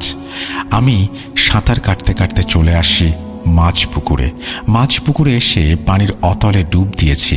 এমন সময় আচমকাই আমার পায়ের সাথে কিছু একটা বেঁধে যায়। সেই সাথে আমি আমার পায়ে একটু ভার অনুভব করতে থাকি। এমন অবস্থা দেখে আমি মাছ পুকুর থেকে সাঁতার কেটে চলে আসি পুকুর পাড়ে এসে আমি যখন পুকুর পাড়ের পাকা অংশে উঠে বসে নিজের পায়ের দিকে তাকাই, আমি দেখতে পাই বড় কচুরিপানার একটা স্তূপ আমার পায়ের সাথে পেঁচিয়ে আছে। এটা দেখে আমি আমার পা থেকে সেই কচুরিপানার স্তূপ সরাতে শুরু করি। এমন সময় আমি দেখি কচুরিপানার স্তূপের ভেতরে বাক্স আকৃতির কিছু একটা। বিষয়টি ভালোভাবে দেখার জন্য সেই জিনিসটিকে আমি কচুরিপানার স্তূপের ভেতর থেকে বের করে নিয়ে আসি। সেই জিনিসটি বের করে আনতেই আমি দেখতে পাই 4 থেকে 5 ইঞ্চির ছোট একটা পিতলের বাক্স। সেই বাক্সের গায়ে শ্যাওলা জমে আছে। দেখে মনে হচ্ছে খুবই পুরনো একটি বাক্স। যাই হোক, এরপর আমি সেই বাক্সটির মুখ খোলার চেষ্টা করি, কিন্তু ব্যর্থ হই। এমন সময় হঠাৎ আমার মনের মধ্যে খটকা লাগতে শুরু করে, কারণ আমি এর আগে এমন অনেক ঘটনা শুনেছিলাম যে এমন অনেক পুরনো জিনিস পেলে সেগুলো খুলে দেখতে নেই, সেগুলো খুললে নাকি অনেক সময় বড় বিপদ হয়। যাই হোক, এরপর আমি সেই বাক্সটি ছুঁড়ে ফেলে দেই পানিতে এবং গোসল শেষ করে চলে আসি ঘরে। ওই দিনটি আমার খুব স্বাভাবিকভাবেই কেটে যায়। রাতে তোমার দাদা বাসায় আসলে আমি তোমার দাদাকে সেই বাক্সের বিষয়টি জানাই। তোমার দাদা এসব শুনে আমাকে উদ্দেশ্য করে বলতে শুরু করেন, তুমি সেই বাক্সটি ফেলে দিয়ে ভালো করেছ। এখনো এমন অদ্ভুত কোনো জিনিস পেলে সেগুলো খুলে দেখবে না। ওসব নিয়ে চিন্তা করতে হবে, ভুলে যাও। তোমার দাদার কথা শেষ হলে এরপর তাকে আমি খাবার দেই। খাওয়া শেষ হলে তোমার দাদা আর আমি খুব স্বাভাবিকভাবেই ঘুমিয়ে যাই। আমি পানির অতল গভীরে ডুবে আছি। এমন সময় আমি দেখতে পাই বিশাল আকৃতির কিছু একটা আমার সামনে কালো ধোঁয়ার ন্যায় দৃশ্যমান হচ্ছে। আস্তে আস্তে সেই জিনিসটি সম্পূর্ণ দৃশ্যমান হয়। কি বিভৎস দেখতে সেই জিনিসটা পুরো শরীর নীল বর্ণের পিচ্ছিল কিছু একটা দ্বারা আবৃত। জিনিসটির কোমরের থেকে নিচের অংশ পুরোটাই সাপের লেজের মতো এবং কোমর থেকে মাথা পর্যন্ত কোনো ভয়ানক প্রাণীর মতো। সেটা যে কী প্রাণী সেটা আমি বলতে পারবো না, কারণ এমন কোনো প্রাণী আমি আজ পর্যন্ত কোনো দিনও দেখিনি। সেই প্রাণীটির মুখের ভেতরে স্তরে স্তরে সারি সারি অসংখ্য ছোট দাঁত। আমি শুধু অপলক দৃষ্টিতে সেই ভয়ানক প্রাণীটির দিকে তাকিয়ে আছি তো তাকিয়েই আছি। এমন সময় সকল নিস্তব্ধতা ভেঙে সেই ভয়ানক প্রাণীটি বলতে শুরু করে, তুই আজকে আমার দেয়া বাক্সটি ছুঁড়ে ফেলে দিয়েছিস। কাজটা তুই মোটেও ভালো করিসনি। আমি তোকে সেই বাক্সটি দিয়েছিলাম, ওর মধ্যে রয়েছে তোর সবচেয়ে মূল্যবান উপহার। তোকে আমি আর একবার সুযোগ দেব। তুই সেই বাক্সটি তোর কাছে রেখে দিবি এবং আমি যখন বলবো তখন সেটি খুলে দেখবি। আর আমার এই কথার অমান্য যদি তুই করিস তাহলে তোকে পেতে হবে ভয়ানক শাস্তি। আমার কথা অমান্য হলে তোর সবচেয়ে মূল্যবান জিনিসগুলো আমি তোর থেকে একে একে ছিনিয়ে নেব। এই বলে সেই ভয়ানক প্রাণীটি বিশ্রীভাবে হাসতে শুরু করে। সেই সাথে হঠাৎ করে আমার দম বন্ধ হয়ে আসতে শুরু করে এবং আমার ঘুম ভেঙে যায়। ঘুম ভেঙে যেতেই আমি তাড়াতাড়ি করে তোমার দাদাকে ঘুম থেকে জাগিয়ে তুলি এবং আমার স্বপ্নের কথাটা জানাই। তিনি আমার সব কথা শুনে বলেন, আরে ওসব কিছু না, তুই এসব নিয়ে ঘুমানোর আগে বেশি চিন্তা করেছ, তাই এমনটা স্বপ্ন দেখেছ। ওসব চিন্তা মাথা থেকে ঝেড়ে ফেলে আল্লাহ তাআলার নাম স্মরণ করো আর ঘুমানোর চেষ্টা করো, তো দেখবে আর কোনো খারাপ স্বপ্ন দেখবে না। এই বলে তোমার দাদা ঘুমিয়ে যান। কিন্তু আমার কোনোভাবেই ঘুম আসছিল না। চোখ বন্ধ করলে সেই বিভৎস প্রাণীটির চেহারা আমার চোখের সামনে ভেসে উঠছিল, আর সেই প্রাণীটির বলা কথাগুলো আমার কানে প্রতিধ্বনিত হচ্ছিল। আমার বারবার মনে হচ্ছিল যে আমার সাথে আজকে যে ঘটনাগুলো ঘটেছে এটা কোনো বিপদের আগাম সংকেত। আমার দেখার স্বপ্ন সেটা ছিল আমার জন্য একটি আগাম দুঃসংবাদ। আমার বারবার কেন জানি শুধু এটাই মনে হচ্ছিল, আমি জানি না কেন। যাই হোক, সে রাতে আমি আর ঠিকমতো ঘুমাতে পারিনি। পরদিন থেকে আমি আর গোসল করতে পুকুর পাড়ে যাওয়া বন্ধ করে দেই। এভাবে অতিবাহিত হয়ে যায় 3টি দিন। এই 3টি দিনের মধ্যে আমার সাথে আর কোনো অস্বাভাবিক ঘটনা ঘটেনি। যাই হোক, সেই ঘটনার 3 দিন পর ঘটে একটি ভয়ানক এবং অদ্ভুত ঘটনা। তোমার দাদা মাঝে মধ্যে এই নদীতে মাছ ধরতে যেতেন রাতের বেলায়। তিনি সেদিন মাছ ধরতে গেছেন, প্রায় ঘন্টাখানেক হবে। হঠাৎ করেই তিনি বাড়ি ফিরে আসেন এবং উঠোন থেকে আমাকে জোরে জোরে ডাকতে শুরু করেন। তার ডাক শুনে আমি কুপি নিয়ে ঘর থেকে বের হই। ঘর থেকে বের হতে আমি দেখতে পাই তোমার দাদা প্রায় 3 থেকে 4 ফুট উচ্চতার বড় একটি বোয়াল মাছ নিয়ে বাড়ি ফিরে এসেছে। আমাকে দেখে তিনি আমাকে উদ্দেশ্য করে বলেন, আজকে কপালটা অনেক ভালো, নদীতে গিয়ে সবেমাত্র বড়শিটা ফেলেছি, বেশি অপেক্ষাও করতে হয়নি, এর মধ্যেই অনেক বড় আকারের একটা বোয়াল মাছ ধরা পড়ল। নাও, মাছটা এখনই কেটে রান্না করে ফেলো। এরপর তোমার দাদার কথা মতো আমি মাছটিকে কাটার প্রস্তুতি নেই। শুরুতেই আমি মাছের দেহ থেকে মাথার অংশটি আলাদা করি এবং মাছের পেটের ভেতরে হাত দেই, মাছের পেটের থেকে ময়লাগুলো বের করে আনার জন্য। মাছের পেটের ভেতরে যখনই আমি হাত দিয়েছি আমি অবাক হয়ে যাই, কারণ আমি মাছের পেটের ভেতরে খুবই শক্ত একটা কিছুর অনুভব করি। জিনিসটা কি সেটা দেখার জন্য আমি সাথে সাথেই সেই জিনিসটাকে মাছের পেটের ভেতর থেকে বের করে নিয়ে আসি। বের করে আনতেই আমি কুপির আলোয় যেটা দেখতে পাই সেটা দেখে আমার পুরো শরীর ভয়ে কাঁপতে শুরু করে। সেটা আর কিছু না, সেই পিতলের বাক্সটি। এটা দেখা মাত্রই আমি তোমার দাদাকে চিৎকার করে ডেকে নিয়ে আসি এবং এই বিষয়টি দেখাই। এই বিষয় দেখে তোমার দাদাও অনেক চিন্তায় পড়ে যান। আমরা দুজন কি করব কিছুই ভেবে পাচ্ছিলাম না।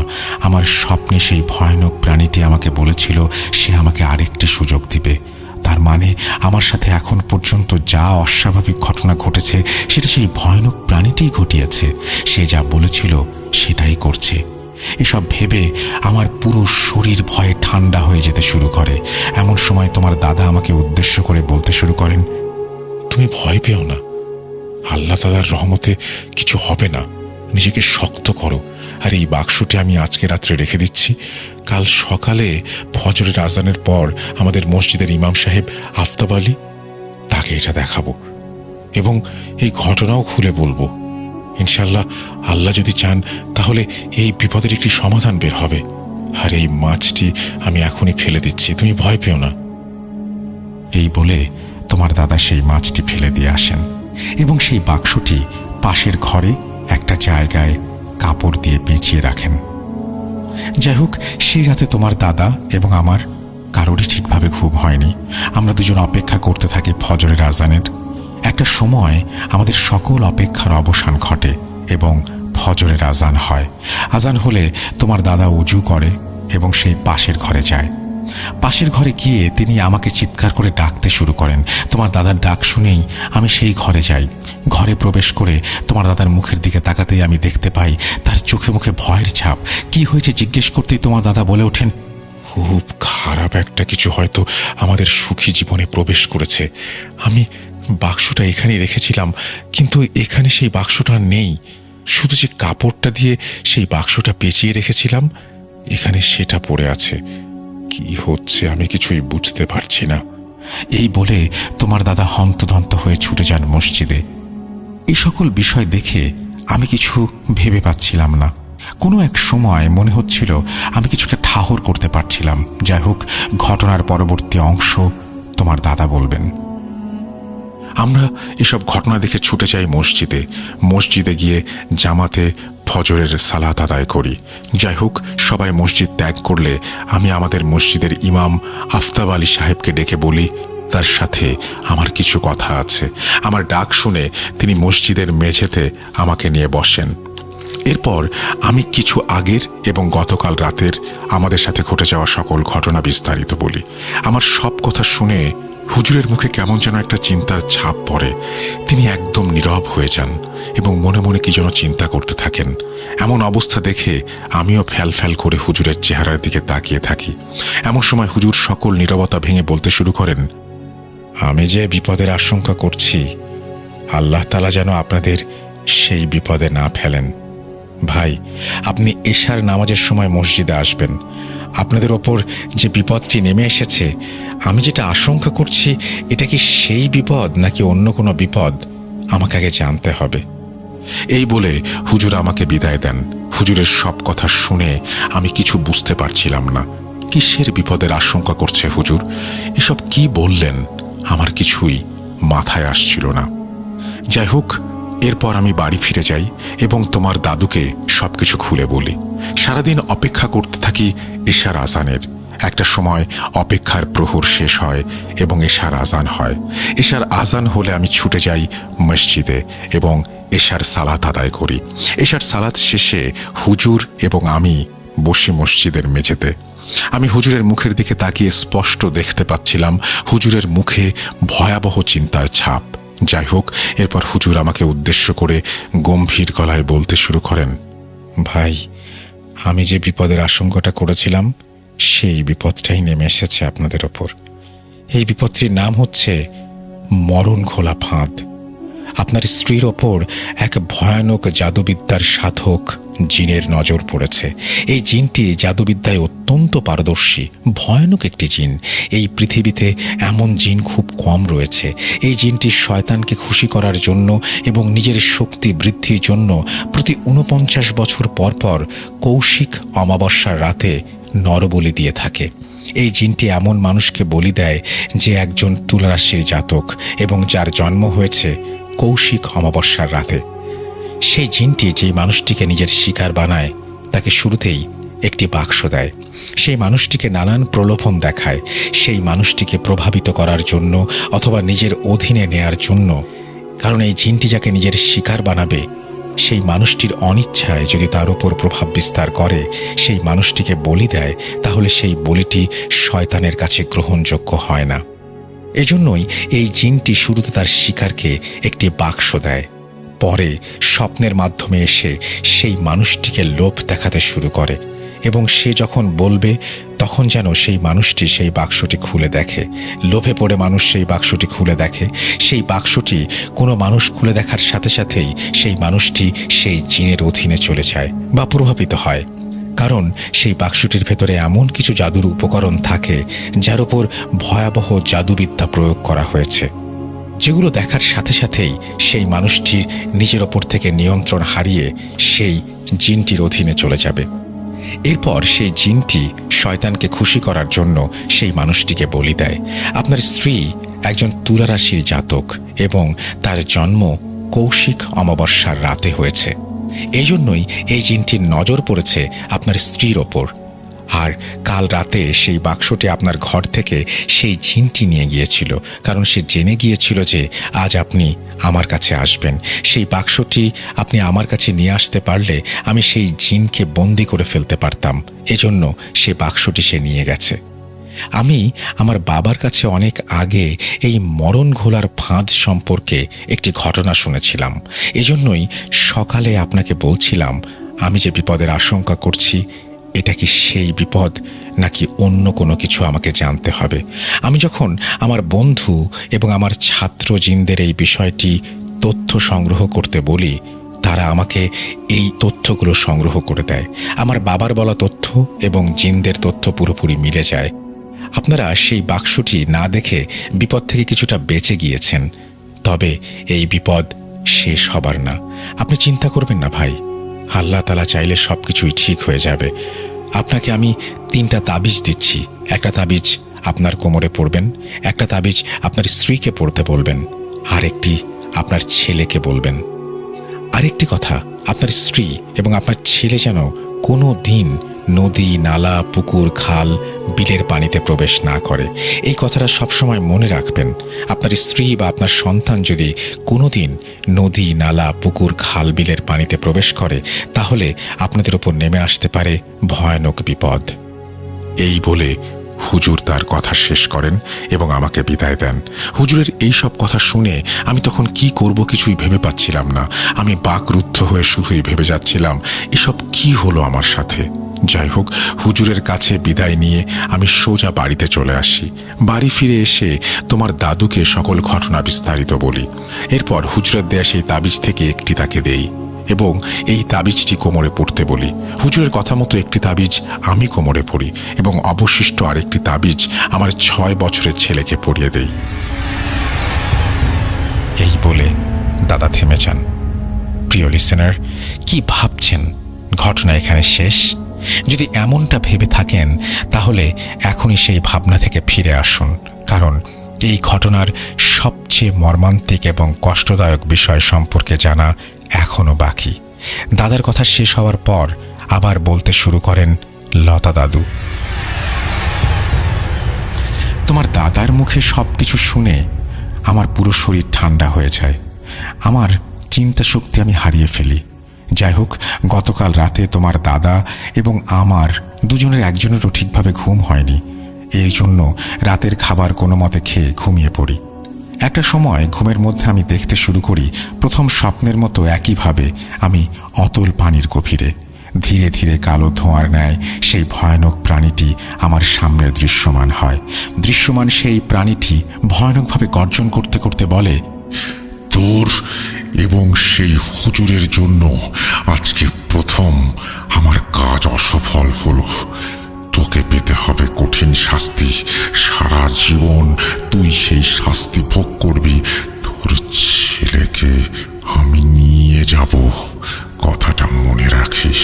আর ওই হুজুর, ওকে মারবো সবার আগে। বলে দিস সেই হুজুরকে পারলে যেন আমাকে ঠেকিয়ে দেখায়। এই বলে সেই প্রাণীটি ভয়ানকভাবে হাসতে শুরু করে। সাথে সাথে আমার ঘুম ভেঙে যায়। ঘুম ভেঙে যেতেই আমি তোমার দাদাকে জাগিয়ে আমার স্বপ্নের কথা জানাই। আমরা দুজন কি করব কিছুই ভেবে উঠতে পারছিলাম না।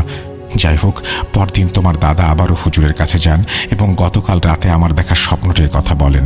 সব শুনে হুজুর পানি পড়ে দেন এবং সেই পানি পড়াটা আমাকে 7 দিন খেতে বলেন। এরপর হুজুরের কথা মতো আমি 7 দিন পানি পড়া খাই। হুজুরের পানি পড়া দেওয়ার পর থেকে আরেকটি দিনও আমি আর কোনো খারাপ স্বপ্ন দেখিনি। এভাবে অতিবাহিত হয়ে যায় খুব স্বাভাবিকভাবেই প্রায় 6টি বছর। এই 6 বছরে আমাদের সাথে আর কোনো অস্বাভাবিক ঘটনা ঘটেনি। আমি প্রায় সেই ঘটনাটি ভুলেই গিয়েছিলাম। আমি ভেবেছিলাম সকল বিপদ কেটে গিয়েছে, কিন্তু আমার এই ভাবনাকে ভুল প্রমাণ করে আমার জীবনের সবচেয়ে ভয়ানক দুঃখ আমার দিকে ধেয়ে আসছিল, সেটা আমার মোটেও জানা ছিল না। ঘটনার বাকি অংশ আমি বলতে পারবো না, আমার বুকটা ফেটে যাচ্ছে। এই বলে লতা দাদু অঝরে কাঁদতে শুরু করেন। কিছুক্ষণ পর লতা দাদু শান্ত হন। লতা দাদু শান্ত হলে ঘটনার বাকি অংশ বলতে শুরু করেন দাদা, কারণ লতা দাদু ঠিকভাবে কথাই বলতে পারছিলেন না। দাদা বললেন, আমাদের সাথে ঘটে যাওয়া সেই ঘটনার পর অতিবাহিত হয়ে যায় 6টি বছর। আমি তোমার দাদু প্রায় ভুলেই গিয়েছিলাম সেই ঘটনা। এমন সময় আমাদের উপর নেমে আসে এক ভয়ানক দুঃখের কঠিন পাহাড়। আমার শরীরটা সেদিন ভালো না থাকার কারণে আমি ফজরের সালাত আদায় করতে মসজিদে যাইনি, আর সকালবেলায়ও আমি বাড়ির থেকে বের হইনি। এর জন্য সেদিন সকালে আমি ঘরেই ছিলাম। আমার ছেলে আমাকে আমাদের বাড়ির কাছে মাঠে খেলতে যাবে বলে ঘর থেকে বেরিয়ে যায়। প্রায় দুপুর হয়ে আসে, কিন্তু ও বাড়ি ফেরে না। এর জন্য আমি ওকে খুঁজতে বের হই, কিন্তু কোথাও খুঁজে পাই না। যেই মাঠে গিয়ে আমি ওকে খুঁজি, আমি কোথাও তাকে দেখতে পাই না। অন্য ছেলেদেরকে জিজ্ঞেস করি, কিন্তু সবাই বলে ও এখানে আসেইনি। আমি খুব চিন্তিত হয়ে পড়ি। সাথে সাথেই আমি আশেপাশের সকল মানুষকে ডেকে ডেকে একসাথে করি এবং আমার ছেলেকে খুঁজে পাচ্ছি না এই বিষয়টি জানাই। এমন সময় আমাদের প্রতিবেশীদের মধ্যে থেকে একজন বলে ওঠেন, কি যে শুরু হলো এই গ্রামে, কিছুই বুঝতে পারছি না। গতকাল রাত থেকে আমাদের মসজিদের ইমাম সাহেবকে পাওয়া যাচ্ছে না, আজকে আবার আপনার ছেলেকে পাওয়া যাচ্ছে না। কি যে শুরু হলো। এই কথাগুলো শোনা মাত্রই আমার পুরো শরীর ভয়ে ঠান্ডা হয়ে যায়। সেদিন সারাটা দিন তন্ন তন্ন করে আমাদের গ্রাম সহ আশেপাশের 2-3 গ্রাম পর্যন্ত আমার ছেলে এবং ইমাম সাহেবকে খোঁজা হয়, কিন্তু তাদের কোথাও পাওয়া যায় না। এভাবে অতিবাহিত হয়ে যায় 3টি দিন। 3 দিন পর তাদের লাশ ভেসে ওঠে আমাদের বাড়ির পাশের পুকুরে। ফজরের সালাত আদায় করে মানুষ যখন বাড়ি ফিরে আসছিল, তখন তারা সেই পুকুরে আমার ছেলে এবং হুজুরের লাশটি ভেসে উঠতে দেখে। সেই জিনটি যা বলেছিল সেটাই করেছে। হুজুরকে এবং আমার ছেলেকে সে মেরে ফেলেছে। সে হুজুর আর আমার ছেলের পুরো শরীর ক্ষতবিক্ষত করেছে। আমি কোনো দিন আর সেই দৃশ্যটি মনে করতে চাই না। কি নির্মমভাবে আমার ছেলে এবং হুজুরকে সে মেরেছে। কি লাভ হলো এতে তার? যাই হোক, এরপর থেকে তোমার দাদু 3 বার বাচ্চা জন্ম দিয়েছেন, কিন্তু প্রতিবারই আমাদের প্রতি বাচ্চাই জন্মের সময় আমরা মৃত পেয়েছি। এই নিয়ে তখন আমরা অনেক হুজুর দেখিয়েছিলাম, কিন্তু এর কোনো সমাধান কেউ দিতে পারেনি। আমি কোনোদিনও জানতে পারিনি সেই জিনটি কিভাবে হুজুর এবং আমার ছেলের ওপর প্রভাব বিস্তার করে মেরে ফেলল। এই রহস্যটা তাদের মৃত্যুর সাথে মাটির নিচে দাফন হয়ে যায়। এই বলে দাদা তার কথা শেষ করেন। পৃথিবীতে এমন অনেক রহস্য আছে যে রহস্যগুলোর সম্পর্কে মানুষের কোনো ধারণাই নেই। আচমকাই সেই রহস্যগুলো মানুষের সামনে হাজির হয়ে যায় এবং মানুষের জীবনকে ধ্বংস করে রেখে চলে যায়। প্রিয় লিসেনার, প্রতি 49 বছর পর পর সেই জিনটি নরবলি দেয় শয়তানকে খুশি করার জন্য এবং তার শক্তি বৃদ্ধির জন্য। এর মানে প্রতি 49 বছর পর এই জিনটির আবির্ভাব ঘটে। প্রিয় লিসেনার, আপনাদের এলাকাতে যদি মরণ ঘোলার ফাঁদ এই সম্পৃক্ত কোনো ঘটনা ঘটে থাকে, তাহলে দেরি না করে লিখে পাঠান অথবা অডিও ক্লিপ রেকর্ড করে এখনই পাঠিয়ে দিন ভূত.com-এর ইমেইলে। পরিশেষে একটি কথাই বলতে চাই প্রিয় লিসেনার, বিশ্বাস করা বা না করা আপনার ব্যাপার। ভাইয়াকে অনেক অনেক ধন্যবাদ এই ঘটনাটি সময় নিয়ে পড়ে শোনাবার জন্য। প্রিয় লিসেনার, আপনাদের সব সময় এভাবেই ভৌতিক আনন্দ দিয়ে যাক ভূত.com। পাশে থাকুন ভূত.com-এর। আমি জিয়াদ আজ এখানে বিদায় নিচ্ছি। খুব তাড়াতাড়ি ফিরে আসবো নতুন ঘটনা নিয়ে। সেই পর্যন্ত সকলেই ভালো থাকুন, সুস্থ থাকুন, মোস্ট ইম্পর্টেন্টলি ভূত.com-এর পাশে থাকুন। ধন্যবাদ। আসসালামু আলাইকুম। ওয়ালাইকুম সালাম জিয়াদ। এবং জিয়াদ, আপনি যে ঘটনাটি বলেছেন সেই ঘটনাটি অসাধারণ একটি ঘটনা। আমার কাছে কেন যেন মনে হচ্ছে আপনার পাঠানো সব ঘটনার সাথে যদি আমি তুলনা করি তাহলে এটি হচ্ছে শ্রেষ্ঠ ঘটনা। এবং এই ঘটনাটির আমি নামই দিতে চাই, আমার কাছে মনে হচ্ছে যে এটার মধ্যে এত চমৎকার একটা ব্যাপার আছে যেটা খুবই দুঃখজনক এবং খুবই, যদিও ভয়ঙ্কর নাটকীয়, কিন্তু প্রচণ্ড দুঃখজনক। এবং এরকম ঘটনা আমরা কেউ আগে শুনেছি কিনা যে পায়ের সাথে কচুরিপানা আটকে যায় এবং সেখান থেকে বেরিয়ে আসে একটা বাক্স, যায় মাছ ধরতে, মাছের পেট থেকে বেরিয়ে আসে আবারও সেই বাক্স এবং তার জন্য জীবন দিতে হয় ছোট্ট একটি শিশুকে। এটা অন্য রকমের একটা কষ্টের ঘটনা এবং ঠিক একইভাবে রহস্যময়। আমি আবারও বলেছি, জগৎ রহস্যময় এবং পৃথিবীর অনেক রহস্য আছে যে রহস্য ভেদ করা মানুষের পক্ষে সম্ভব নয়। মরণ ঘোলার ফাঁদ এমন একটি ঘটনা। আমার যদি ক্ষমতা থাকতো তাহলে আমি মরণ ঘোলার ফাঁদ নামে একটা ফিল্ম বানিয়ে ফেলতাম। আমরা অনেকগুলোই ফিল্ম বানিয়েছি এখন পর্যন্ত, কিন্তু এইটার একটা চমৎকার, একটা খুব ভালো মেরিট আছে। সো আমি আমি আমি খুবই চাই যে এটা নিয়ে ভবিষ্যতে কাজ করতে। দোয়া করবেন যেন এটা নিয়ে আপনাদের সামনে আরও বড় কিছু করে দেখাতে পারি, আপনাদের সামনে যেন আসতে পারি। কোনো না কোনো একদিন হয়তো সেটা সম্ভব হবে। এবং এখন তো পুকুর পাওয়া যায় না খুব সহজে, বিশেষ করে ঢাকা শহরে কিছু কিছু জায়গায় পুকুর এখনও আছে। যেমন আমরা যদি ইউনিভার্সিটি এলাকায় যাই তাহলে পাবো। আর কোথায় আছে, ধানমন্ডি লেক, যদি আমি পুকুর না বলি লেক বলি, তারপরে হচ্ছে সেখানে অনেককে আমি গোসল করতে দেখেছি আসলে। সো আমি ঘটনাটি পড়ার সময় বারবার আমার মনে হচ্ছিল যে আচ্ছা শুটিংয়ের লোকেশন কেমন হতে পারে। তারপরে এক সময় মনে হলো আচ্ছা এটা তো গ্রামের ঘটনা, পুরো ঘটনাটাই ঘটাতে হবে গ্রামে। এবং পুরো ঘটনার প্রেক্ষাপট যদি গ্রাম হয়, এখনও অসংখ্য গ্রাম রয়েছে যে গ্রামে মানুষ এখনও পুকুরে গোসল করে। সো এটা পাওয়াটা কঠিন হবে না, কিন্তু আমি সত্যিই এই ঘটনাটি নিয়ে কাজ করতে চাই। ধন্যবাদ লাজিম ইয়াসের জিয়াদ আপনাকে এই মরণ ঘোলার ফাঁদ আমাদের উপহার দেওয়ার জন্য। তবে আমি এই পরিবারটির প্রতি সমবেদনা জানাই। সেই পরিবারটির উপরে কি পরিমাণ ঝড় গিয়েছে সেটা আমি খুব ভালোভাবে উপলব্ধি করতে পারছি। কারোর সাথে যেন এইরকম ঘটনা না ঘটে। প্রতি 49 বছর পর পর মরণ ঘোলার ফাঁদ আসে এবং এই ব্যাপারে যদি আপনারা কিছু জেনে থাকেন আমাদের জানাবেন। আমরা আসলেই জানতে চাই যে আর কারো সাথে এরকম ঘটনা ঘটেছে কিনা, বা এই মরণ ঘোলার ফাঁদে পড়ে কারো সাথে এইরকম ঘটনা না অন্য কোনো ঘটনা ঘটেছে কিনা, অন্য কোনোভাবে ক্ষতিগ্রস্ত হয়েছেন কিনা সেটা শুনলে কষ্ট পাবো, তারপরেও জানতে চাই। আর অন্য কোনোভাবে সেই ক্ষতির মুখ থেকে বেঁচে আসতে পেরেছেন কিনা সেটা জানালে তো কথাই নেই। যাই হোক, আমরা চলে যাচ্ছি।